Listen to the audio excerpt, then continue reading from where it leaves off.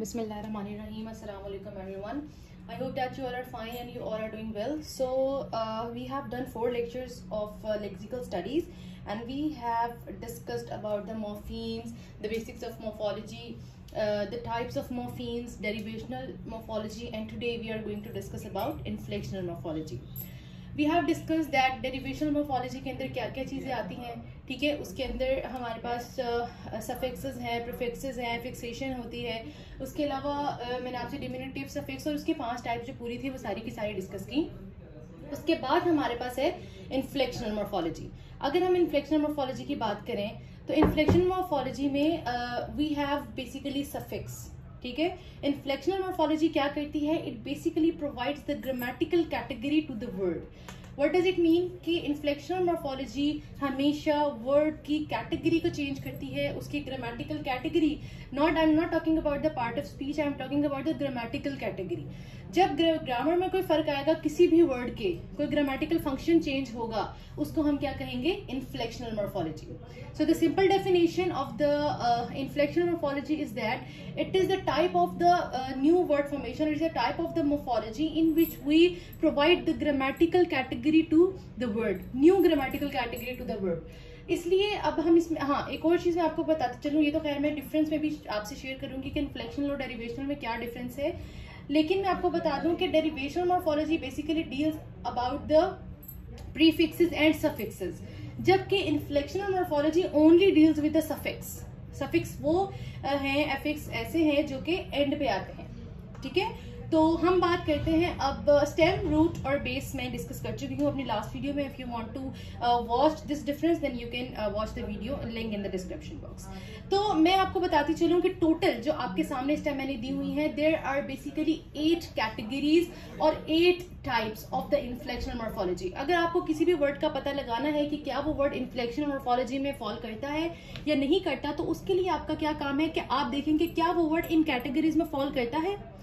इसको मैंने आपके आसानी के लिए 3 पार्ट्स में डिवाइड किया है। The one is the noun, other is the verb and third is the adjective. देखें, अगर किसी भी वर्ड में प्लूरल फॉर्म ऐड हो जाए, यानी कि गर्ल से गर्ल्स बन जाए, I am talking right there, girl से गर्ल्स हो जाए यानी कि एस लग जाए, तो ये मेरे पास एक प्लूरल फॉर्म बन गई है, ग्रामेटिकल कैटेगरी चेंज हो गई है, वो सिंगुलर से प्लूरल बन गया है, एस का इजाफा है।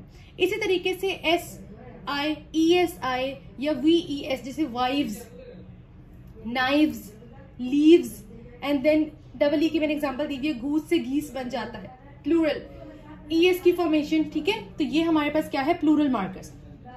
दूसरा हमारे पास है possessive markers. Now if I talk about the possessive ones, तो पोजेसिव का ये मतलब है अपोस्ट्रोफी लगाना।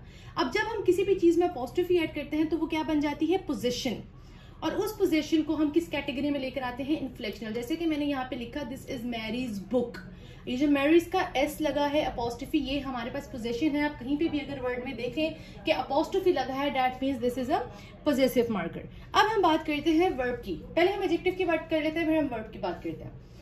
किसी भी वर्ड में अगर कंपैरेटिव मार्कर हो, यानी कि देखिए आपको इस चीज का पता होगा कि अगर हम किसी चीज की डिग्री की बात करें तो उसकी 3 डिग्रीज होती हैं, ठीक है। एक सिंपल, एक कंपैरेटिव, एक सुपरलेटिव। तो एक होगा जैसे फास्ट, फास्टर एंड फास्टेस्ट। तो फास्टर, ई आर की जो कैटेगरी है, मोर की जो कैटेगरी है, वो किस में आएगी? कंपैरेटिव मार्कर्स में। जब आप दो चीजों को कंपेयर करते हैं, और जो सेकंड डिग्री है वो क्या है? कंपैरेटिव। अगर आप कहीं पे भी कंपैरेटिव मार्कर देखें, it means that it falls under the category of the adjective change of the inflectional morphology. फिर उसके बाद है सुपरलेटिव मार्कर। सुपरलेटिव मार्कर्स हमारे पास वो मार्कर्स हैं जो एंड पे, जैसे ई आर है और ई एस टी है, फास्ट, फास्टर एंड फास्टेस्ट, दोनों की दोनों कैटेगरीज जो हैं वो इन्फ्लेक्शनल में आती हैं। क्यों? क्योंकि ये वर्ब जो एक वर्ड है उसकी ग्रामेटिकल कैटेगरी को चेंज कर रहे हैं। They are making them adjective, the comparative और द सुपरलेटिव मार्कर्स, ठीक है। तो ये हो गया हमारे पास एडजेक्टिव और नाउन के। अगर किसी भी वर्ड में हमारे पास प्लूरल फॉर्म आ जाए, पोजेशन आ जाए, कंपैरेटिव या सुपरलेटिव मार्कर्स आ जाए, तो वो हमारे पास क्या होते हैं? इन्फ्लेक्शनल मॉर्फोलॉजी। यानी कि रूट वर्ड तो वैसे का वैसा ही है, बेस या स्टेम, आप जो भी इसको बोले, ये बस इसके साथ क्या लग गया? comparative marker, superlative marker. Here we have the plural marker and then we have the possessive marker. तो ये तो हमारे पास हो गया। अब हम बात करते हैं वर्ब की, ठीक है। अगर मैं बात करूं वर्ब की तो देखिए there are basically 4 categories of this. सबसे पहले third person present singular marker, sorry this is not market, it is marker. Third person present singular marker means simple present tense. यानी कि अगर मैं करूं ही बेक्स वेल, यानी कि मैं इसको प्लूरलाइज नहीं किया, मैंने इसको as a present tense use किया है, उसका मैंने इसमें फॉर्मूला अप्लाई किया है bakes. He bakes well. She makes scarfs. तो ये जो ईएस और ये एस की जो फॉर्म हुआ है, जो प्रेजेंट टेंस में कन्वर्ट हुआ है कोई सिंपल वर्ड, तो हम उसको क्या कहेंगे कि वो थर्ड पर्सन सिंगुलर मार्कर की फॉर्म में आया है, जो कि वर्ब की कैटेगरी में हमारे पास है. अगर कोई वर्ड अपनी किसी और फॉर्म से पास्ट टेंस में आता है, ये देखें ED form, second form of verb की हम बात कर रहे हैं. वेट से वेटेड हो गया, कार्व से कार्व्ड हो गया, हाईलाइटेड से हाईलाइट से हाईलाइटेड हो गया, तो ये हमारे पास क्या है, past tense marker, that is E D. और अगर यही मैं थर्ड फॉर्म की बात करूं, द पास्ट पार्टिसिपल मार्कर, तो वो जैसे ई एन या ईड, फॉर एग्जाम्पल ईट से ईटन, ठीक है, फास्ट से फास्टन, और इसी तरीके से बेक से बेक्ड, ईडी की फॉर्म. तो ये जो थर्ड फॉर्म में अगर कन्वर्ट होगा तो उसको हम क्या कहेंगे, this is basically the past participle form. और वर्ब कोई भी कैटेगरी में अगर कोई टेंस का चेंज आएगा तो वो हमारे पास किस में आएगा, वर्ब. और उस सारे टेंस के चेंज को हम किस कैटेगरी में लेकर आएंगे, इन्फ्लेक्शनल मॉर्फोलॉजी की कैटेगरी में. फिर है progressive marker. Progressive markers means if we are like giving the continuous tense. अगर हम आईएनजी की फॉर्म लगा रहे हैं अपने किसी भी वर्ड में, वेट से वेटिंग, राइट से राइटिंग, मेक से मेकिंग, मार्क से मार्किंग और टच से टचिंग, ये सारे के सारे हमारे पास किस में आएंगे, प्रोग्रेसिव मार्कर्स में. So I think this is clear. This is a very short lecture, बहुत ही इजी लेक्चर है कि हमने डेरिवेशनल के बारे में बहुत लंबा चौड़ा पढ़ा था कि उसकी 5 टाइप्स हमने पढ़ी, वो किन किन कैटेगरीज में फॉल करता है. सिर्फ एक डिमिनुटिव सफिक्स एक ऐसी कैटेगरी थी जो कि एक वर्ब की जो आप समझ लीजिए जो उसकी सिंटैक्टिक इन्फॉर्मेशन होता है या पार्ट ऑफ स्पीच जो चेंज होता है वो नहीं करता. वर्ड की कैटेगरी को वो सिर्फ डिमिनुटिव सफिक्स चेंज नहीं करता, बाकी सारी की सारी कैटेगरीज में डेरिवेशनल मॉर्फोलॉजी की पार्ट ऑफ स्पीच चेंज हो जाता है, कैटेगरी चेंज हो जाती है. जबकि इन्फ्लेक्शनल मॉर्फोलॉजी में कोई भी जो वर्ड है वो अपनी ग्रामेटिकल कैटेगरी को को चेंज करेगा, ग्रामेटिकल कैटेगरी को, लेकिन पार्ट ऑफ स्पीच अपना कभी भी ऐसा नहीं होगा कि वो नाउन से वर्ब बन जाए या वर्ब से वो एडजेक्टिव बन जाए. नो, वो वर्ड से सिर्फ ग्रामेटिकल कैटेगरी प्रोवाइड करेगा, एक फॉर्म से दूसरी फॉर्म में चेंज करेगा. फास्ट से फास्टर, फास्ट से fastest, then waiting, making, highlighted, यानी कि हमने इन फॉर्म्स एक्टिव सिर्फ फॉर्म्स चेंज किए हैं. So this is basically inflectional. और ये किससे डील करता है, सफिक्स से.